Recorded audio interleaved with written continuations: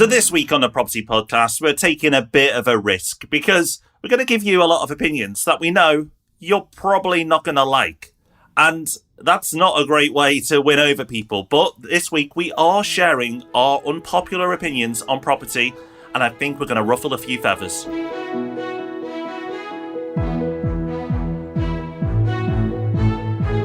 Hello, I'm Rob D with Rob B, and welcome to the Property Podcast. Together, we advise a multi-million pound property fund, which you can find out more about at portfolio.co.uk. And over the years, we've put together hundreds of transactions. And this is the show where we bring you all the knowledge we've gained along the way for free.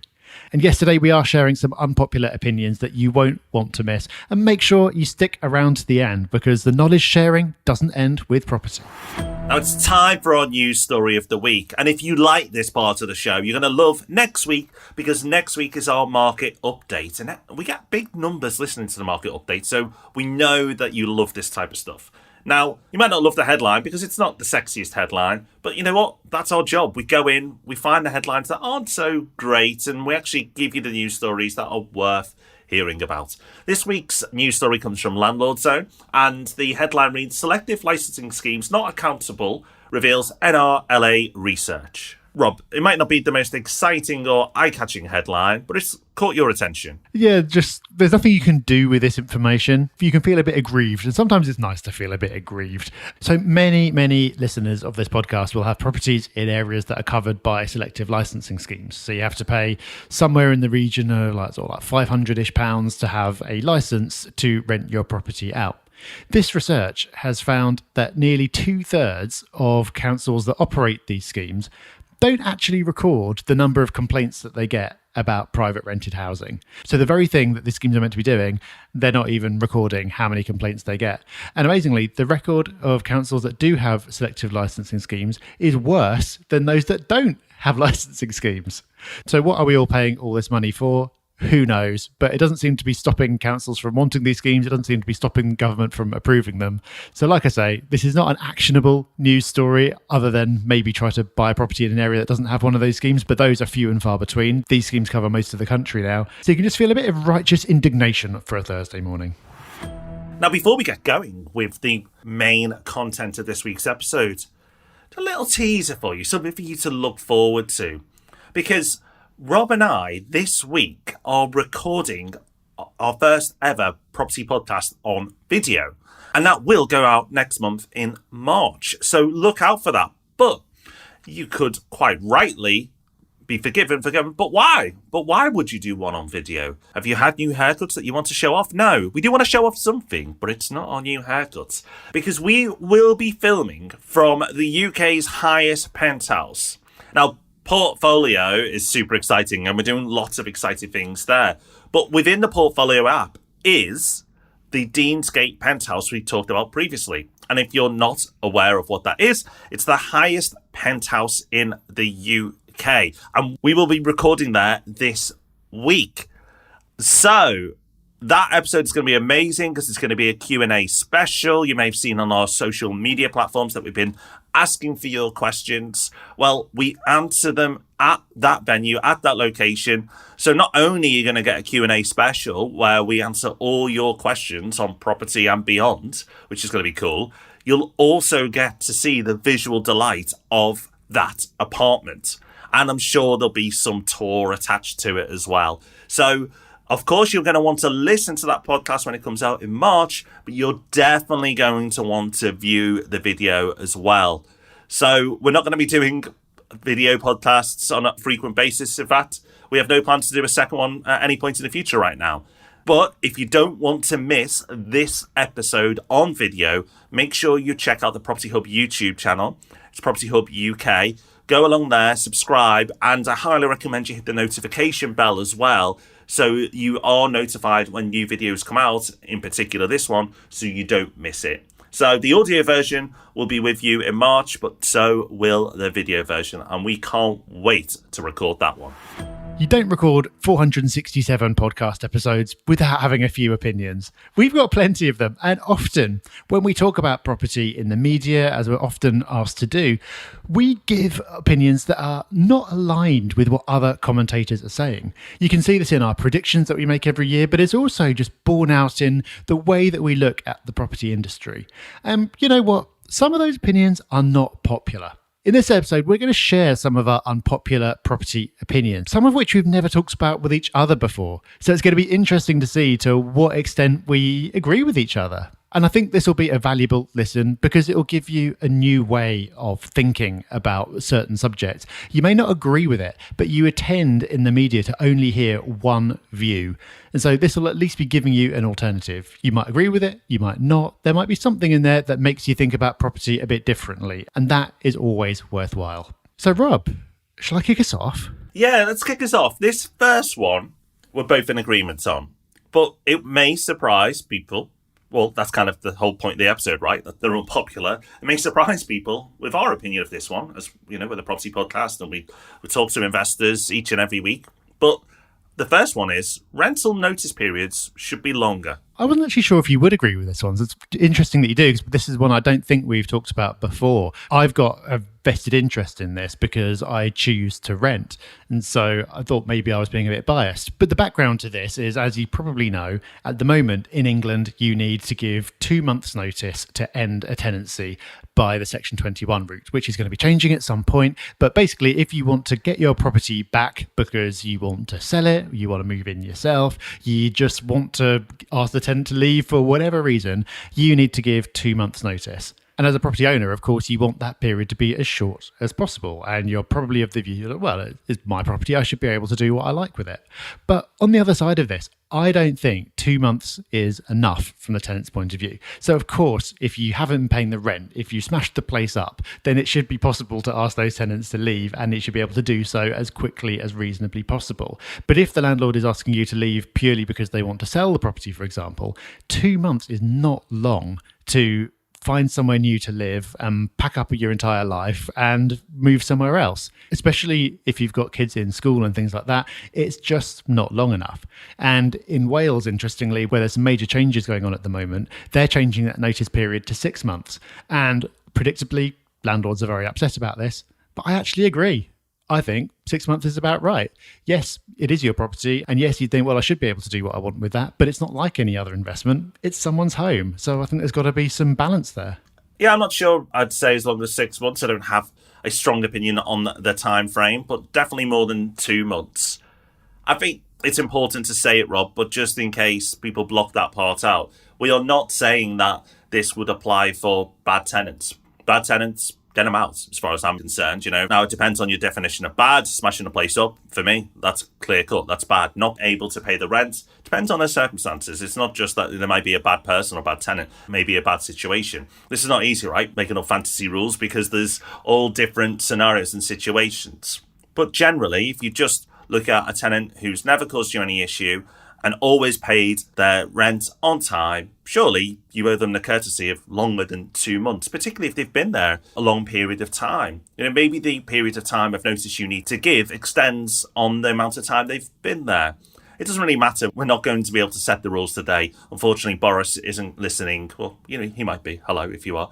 And therefore, it doesn't really matter too much on how this rule is set. But we think there should be more flexibility there. And I thought an extension of that is I think tenancy agreements should be longer in general anyway. And if a tenant wants to start with a 2-year or longer tenancy agreement, that should be the norm. And they can stay for that period of time. And then it could be inflation linked. So you're not missing out as a landlord because every year it's reviewed on inflationary terms and your rent will rise that way. I think it's in your interest to have a tenant who wants to stay a long time. I don't understand the reluctance. And this is where the build-to-rent sector is mopping up right now, because they are offering flexibility to tenants. You can stay for a short period, you can stay for as long as you want. They never want you to leave. They're not giving any good tenants notice. They want them to stay and stay as long as possible.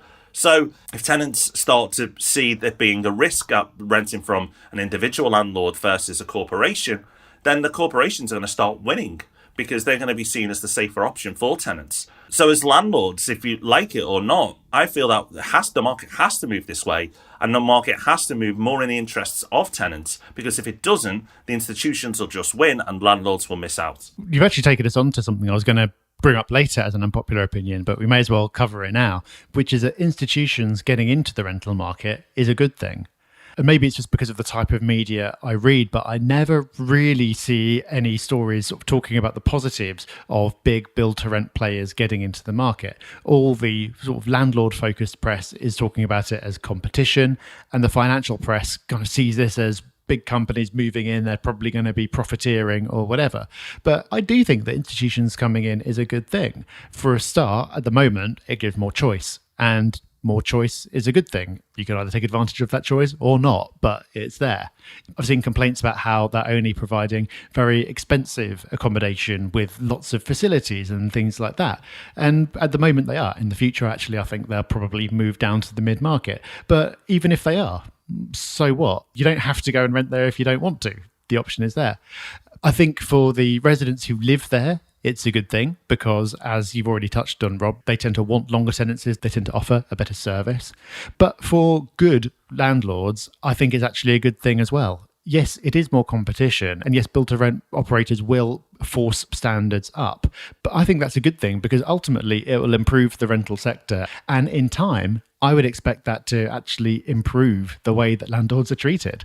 At the moment, property investors get a pretty rough deal in terms of public perception and in terms of the law in many respects. But I think that's because people generally see that the rental market is not functioning that well for renters, and often they're not getting a good deal. If the rental market improves, then that's great for the people who are renting, but it also means that property investors might come to be seen as providing a service rather than being seen as greedy and money grabbing and whatever. So for me, when it comes to build to rent, I just see wins all round.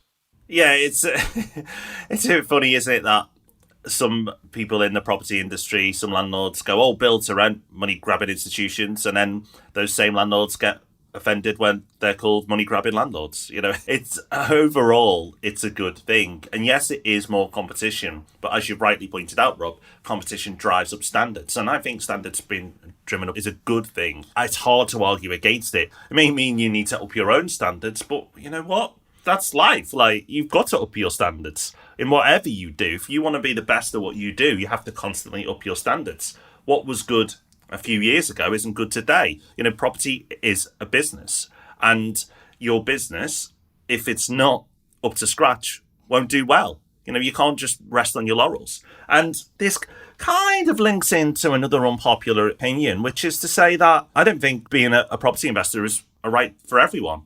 I don't think everybody should be a property investor, because there are some people out there who are lazy. There are other people out there who are uncaring. Now, there's lots of beautiful people out there too, but lazy landlords, is that a good thing? No, far from it. You know, there are other ways for those people to invest. You've got wonderful apps like Portfolio, for example. So if you're feeling a bit lazy and don't want to do it, you can use Portfolio. It's there for people who aren't lazy as well. But the point is, there are lots of type of people who are probably ill-suited to being landlords. They could be investors and you can use apps like Portfolio, but being a landlord isn't easy. It's hard. And this is not us saying it because of Portfolio. You know, oh, look, we're saying it's hard now. We've been saying it's hard for 7 years. If it was easy, we'd do 2 podcasts on the subject of property investment and be done. The reason we're several hundred in is because it is hard. And that's fine. For a lot of people who are willing to roll their sleeves up and do the hard work, brilliant. Congratulations to you. You know, the fact you're willing to do that and then take the rewards from it, brilliant. Love it. But it doesn't mean everyone should. And in a property boom, more and more people pile into this industry. And there should be a lot of those people who pile in during the heated times who should not be piling in. 1, because they don't know what they're doing, and 2, they're ill-suited to the sector. They should not become property investors because they're dealing with people's homes, as we've already talked about. And please do not be offended if you're listening to this, because the fact you are listening to this shows that you do care, you are putting the effort in. You know, these people wouldn't be bothered to listen to a podcast each and every week to up their game and up their standards. It's just that there are unfortunately a lot of people, and you probably know some of them, who just are ill-suited to this industry and shouldn't be in property and are. Yeah, I completely agree with that, as you'd expect. And I actually think that's a positive of many of the changes that there's been in the market over the last 5 years or so, because investing in property has got harder. But what that means is that many of the people who shouldn't have been investing in the first place have got out because they've sort of seen legislation coming in, they've seen higher taxes and sort of grumbled about it and go, oh, this seems like hard work, I don't want to be doing any of this. And they've sold that one property that they had and that's it. But that means that it's now available for someone who's going to treat it like a business, treat it with the seriousness that it deserves, and provide a better experience. So saying not everyone should be a property investor is not an elitist point in any way. It's not talking about means or status or anything. It's just talking about attitude. And I think it's getting harder to have the wrong attitude in property, and that's a good thing. I think, Rob, there's a distinction, and I've kind of not been clear when I've talked because I've blurred the language myself, but thinking about it, everybody should be able to become a property investor, but not everybody should be a landlord. And because you don't need to be the hands-on landlord to be a property investor, as we now know, because of the wonderful portfolio. I won't mention it again, don't worry. But that's the point. There are other ways of investing hands off as well, not just portfolio. There are lots of different options out there. But being a landlord is not for everyone. Being an investor, yeah, I'm all for people investing. Everybody, in my mind, should be investing in asset classes in one way or another and not just putting money into the bank and that's leaving it there. I know you're the same. I'm super passionate about the thought of people investing, but it's important to be clear here. There's a lot of people not suited to being a landlord, a hands-on property investor, but being an investor in general, a hands-off investor, is absolutely fine and is encouraged. Okay, we're agreeing a lot on this. Shall we move on to something that literally no one's going to agree with me on? Yeah, go on. Is this the tax one? I've seen it on the list. Is this the tax one? Yeah. You're going to struggle to win me on this one. So I've not massively thought this through. So maybe you can show me why I'm wrong, and no one's going to agree with me. But I think that there should be capital gains tax on main residences. So the caveat here is if you're going to have any kind of capital gains tax, then it should apply to main residences as well. Because why not? So you get taxed on your income. So you go to work and you work from Monday to, depending on which tax bracket you're in, probably some point on Wednesday for the government to pay the tax before you start keeping anything for yourself. You make a gain from an investment and the first 20 or 28% or whatever of that investment goes to tax. And maybe that feels wrong. It's like, well, I invested smartly. Why should I be paying any tax? I've already been taxed on the income that I used to make this investment with. And I completely get that view. But on the other hand, that's not money that you've earned through hard work. So in a way, why should you be taxed less on that than someone who's actually putting in the effort every day?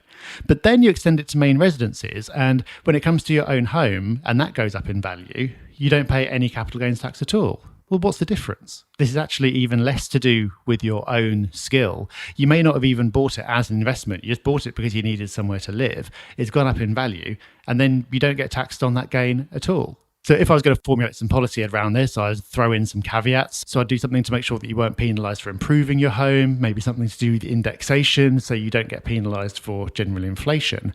But as a principle, if you're going to be taxed on any kind of gains, I don't see why main residences should be exempt. Well, speaking on behalf of all the listeners, Rob, the first reason is we all feel we pay enough tax. No more tax, thank you. But I'll try and offer something more useful than I don't like tax, and the majority of people listening probably feel the same. My counter would be that I feel it could negatively impact the property market in the way that stock might not come onto the market as readily and as freely as it does now, because people will be reluctant to sell homes and then transactions would fall. And then there'd be very little housing stock actually on the market, which then could inflate property prices even further. So I don't think it's without consequence. I see why you've come to that opinion. And I'm not saying I'm right. And maybe my counter, you've got a counter for and you've thought this through as well. But this is why I'd like to see stamp duty taken away for the purchaser and put onto the seller, because I don't think it would have as much impact, and I think it'd encourage more people into the market and be willing to move sideways, for example, rather than just move up and down the ladder, because a sideways move with stamp duty doesn't really make it worthwhile for the majority of people unless you're moving locally. Just doesn't make sense because of that, and that's why people extend instead. Sorry, I'm getting distracted, but that's my tax opinion. I don't think my one would be necessarily unpopular. It's just a different view on how taxation could be done. But I think transactions in the market is a good thing. I think it helps the economy. And I actually think there'll be less stamp duty revenue, whether it's with the buyer or the seller, if we put capital gains tax on properties being sold, because I feel there may be a reluctance. So maybe people would just come to accept it over time and that it's not a thing after all. But I feel tax receipts actually may not increase, at least for the short term, because people may be reluctant then to put their properties on the market and just stay put for longer than they would normally. But of course, I can't prove any of that. I'm not convinced. I think that the market is gummed up anyway. Like, people on average move every 19 years or so. People stay in homes far longer than they should, in air quotes, because of inheritance and things like that. I think the main reason that no one's going to go with me on this is what you said first of all, which is that people feel like they pay enough tax and they don't want any more. I think that probably is the main reason. But I'm sure there are flaws in my logic as well. And I'm sure lots of people will write in to tell me all about them. Please do. I'm happy for people to gang up on you on this one. Right. Let's find something more aligned on. So one we agree on, Rob, and this is one of yours, and I never would have thought of this one, but unlike your last one, I'm definitely behind this, and I think it's a great idea, is referencing should work both ways. So do you want to expand on that a bit? Yeah, and I'll just say up front, I have no practical idea of how this could work, but just as kind of a principle, it comes back to the rental experience again. So I've recently moved between rental properties. I wanted to move to a new area, and I saw somewhere that I really liked. I came in, I saw it, and I walked all around, and I saw exactly what moving into that property was going to be like in terms of the property itself. But I had no idea of what the experience of renting from that particular owner or agent would be like. So if there is something wrong with the property that's their responsibility to fix, will they do it? I have no idea, and I have no way of finding out. But on the other hand, they know everything about me. They, quite rightly, as I would want to as the owner as well, conducted some seriously in-depth referencing into what I would be like as an occupant of that property. And that doesn't quite seem right. You're entering into a relationship that needs something from both parties. You want to be able to trust each other, and you want to be able to go in with eyes open about what it means. And if you rent a property for a few nights on Airbnb, you can read all about not just the property itself, but also what the service was like and what it was like to interact with the owner. I know it's different because the service and the interaction with the owner is going to be far more frequent and far more important when it comes to a holiday rental. But I think as a principle, if we are going to make renting a better experience, which you've already talked about and said that it would be beneficial for everyone if it were the case, then referencing should work both ways. I don't know how, but it should. Yeah, and you know what, Rob? I think it's an unusual opinion, that one. I might be wrong. Please do write in if you think it's an unpopular one and you don't like it. But I think most good landlords would be okay with that. I would have no problem with that. I take great pride in my Uber rating. Everyone might not know this, but within the app, you as a customer are rated as well, and drivers can decide whether they want to accept your fare or not based on your rating. And you can see in the app what your rating is. Probably shocked a few people with that because it's not actually that well known. We've played the game before and we discovered that my Uber rating isn't actually all that good. So maybe I should walk back on my point about referencing quickly because I might not like the outcome. Yeah, you need to stop scowling at the drivers, Rob. But the point is that a lot in life now, you are rated both ways. And I think that is good. And, it can go too far. But I think overall, it's a good thing. And I don't think too many people will disagree with that, but I could be wrong. So again, contact us on the socials if you disagree. One where I know people will disagree, though, is my opinion, and therefore, because of the episode, a generally unpopular one, is that new build properties are great. The media, some landlords, investors don't like new build property. And when I say don't like, they to a point that they would never invest in one, even if it was a great deal, because they've got such a strong bias against new build, like they've entrenched views that cannot be shifted. And I think that's a shame, because you know what? New build properties can go wrong. They can be poorly built. They can have issues. Things do go wrong with them. But you know what? The same things apply for all properties. They can have unforeseen problems. They can be an absolute nightmare. And actually, older properties are more likely to go wrong and don't come with a guarantee because they're old, and older properties need more maintenance and more money spent on them in general. So my opinion isn't new build properties are better. I just think new build properties are great for a lot of investors, particularly those who are gearing up for an easier life with property investment. Not to say it's problem-free. With any property, there are problems. And eventually, if you build your portfolio up big enough, you're going to get problems at some point. But they are new. They come with a guarantee. They rent quickly normally at the beginning because they're all fresh and new. And even after a few tenancies, with a lick of paint, they can still look fresh and new and attract tenants really quickly. They have smaller gardens, which for owner-occupiers isn't great, but for an investor is perfect because you don't want the headache of having to motivate your tenant into doing gardening or send a gardener around yourself, which adds to the cost. There are loads and loads and loads of reasons why new build properties are great. Yet the media and a certain proportion of landlords are just anti-new build, which I think is ridiculous. I think being open-minded in property is key.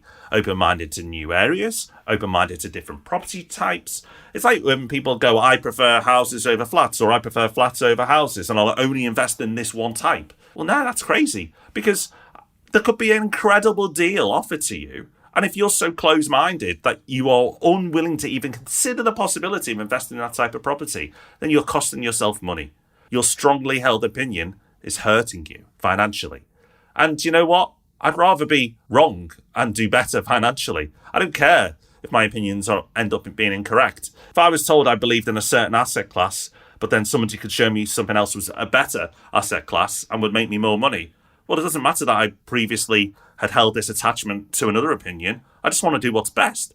And that should be the same with property investors. There are lots of advantages to new build properties. There are disadvantages as well. But overall, I think the positives outweigh the negatives. And for a lot of investors, not all, this isn't blanketed to everyone. For example, if you do refurbs, new builds are obviously no good.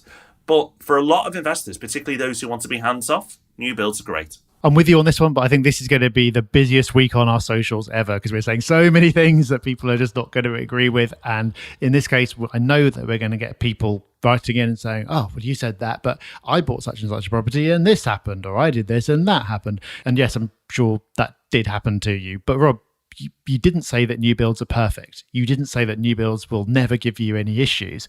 But as you pointed out, no property is perfect. Every property will give you issues. Maybe some of the reasons people's opinions around new builds is I think because it's new, it should be perfect and nothing will go wrong. But that's not really the point. The point is there are all the advantages you've talked about. And if anything major happens, then you're protected by a guarantee.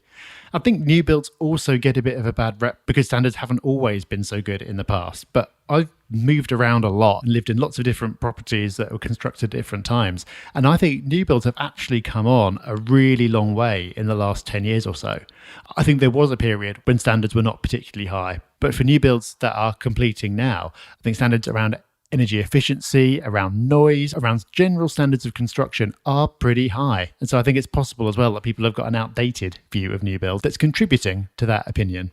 Our next unpopular opinion is one that we've talked about before. So we're not going to talk about now, but we're going to redirect you because I think the statement itself is a little bit shocking. So I think you need to go and listen to this episode if you haven't, because a few people have come up to me since we recorded this episode and said, you know what? I was a bit shocked by the title of the episode, but I really enjoyed it and it gave me food for thought. And that is that property is a terrible way to make money.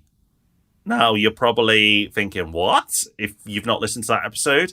So go and listen to it. Bookmark it as your next list after you finish with this episode, because I know you're going to enjoy it. It's episode 463. We recorded it back in January.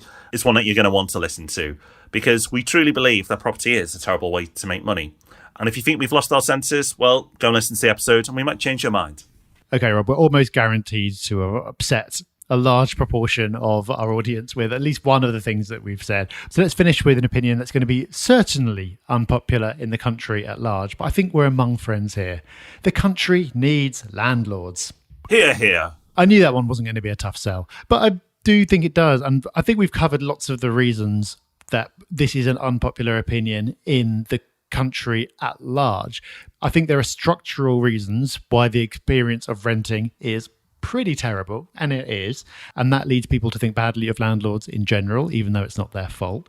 And then there are plenty of things that are their fault. As we've covered, there are lots of people who perfectly well can be investors but shouldn't be hands-on landlords. And I've given some unpopular views about things that could be done about that. But at heart, renting's never going to go away. renting has always been around. For large parts of history, renting has been the dominant form of tenure. And I'm not saying it's going to go back to that. I'm not saying it should go back to that, but I'm saying it has been. There are many countries still today where it is dominant. People will either want to rent or need to rent. And I think actually more people would want to rent if renting as an experience were better. There's nothing wrong with it. What does that mean? Well, it means somebody needs to own the properties. Those owners can be institutions, and I think a larger proportion of residential property will be owned by institutions, but it doesn't have to be. A great thing about having a market that is about as far from a monopoly as it can possibly be is that there's loads of choice. So are landlords perfect? No. Is renting perfect? No. But nevertheless, the country needs landlords. Well, Rob, absolutely no disagreement from me on that one. Although as you're listening, you may have disagreed with a few of the things we've said today. So let us know, what do you disagree with? This is one where you really do need to jump on the socials, because we'll canvass for your opinions on our social channels over the next few days. So check out at Property Hub UK, whether it's on Instagram, Facebook, Twitter, wherever your preferred platform is. Get involved. Let us know what you disagree with, because I think that's more interesting than what you agree with. But if you really do agree with one of our opinions as well, then let us know that. And share your unpopular opinions. We might feature them on a future show. So please do let us know what your opinions are that would be perceived as unpopular. I'm really keen to see what you all think. So check out all the socials, all the places you'd expect us to be. We're there. That, of course, assumes that people are still listening this far because we haven't annoyed you all. But if we haven't, then please do share your views. We'd love to hear them. Well, if you haven't turned off in disgust or gone off to pen an angry letter, your reward is that it's now time for Hub Extra, that part of the show where we give you a little bit more, whether it's a book, a quote, a tip, something that's going to make your life a little bit better, and it's all backed up by the Hub Extra email that will hit your inbox on a Friday morning, bright and early, if you're a Property Hub member. Now, Rob, I've enjoyed recording this episode. I really have. But before we started recording, you told me what you wanted to cover for Hub Extra, and I kind of just wanted to get to the end so I could hear it, because this sounds really good. So, Rob, what have you got for us? Okay, I've got my travel hacks for flying. So, a couple of things before we start. One, I, in the past, didn't really enjoy the experience of flying, whether by myself or with my family. You know, with children, it can be a challenging experience. So, I wanted to change that experience. So that's the first thing. The second thing is, I know I'm in a lucky position that I can do all of these things, and it will cost you a little bit of money. But you can change your airport and flight experience with a little bit of spend that will make, in my opinion, a big difference to your experience. So it's not flying private, you know, it's not private jet stuff, but it is really having a far better experience than everybody else who's going through the same journey as you. And just to say that if you do not care about flying and it doesn't bother you, the whole flight experience, then switch off. You might think, oh my God, why does he do all this? Because you just sit down and get on with it. Come on, man. Well, that's great. And you are a far better, more resilient person than me. But for those who don't necessarily love the experience of airports and flying, this is for you. So it all starts before you actually arrive at the airport. And I drive to the airport. So I book myself into a meet and greet service. What is it? Well, you drive up to the airport, normally right by the entrance, or if it's not the entrance, it'll be the closest car park to the entrance. And you turn up, give your keys to somebody, they give you a piece of paper, and you go. They then take it off-site into a secure car park and park it for you. Then when you return, you call them as you've got through customs, you tell them you're there, and lo and behold, when you thought out to the car park, pretty much 99 times out of 100, the car is already there waiting for you. It's brilliant. It makes a massive difference. And you know what? The cost of it isn't really any different to the cost of the airport car parks. It depends on which one you use. I'm sure if you are willing to take a bus 15 minutes out after you've parked up, then yes, that could be cheaper. But to park close by, it's actually quite often not only the same price, but often less. So that's your first experience upgrade.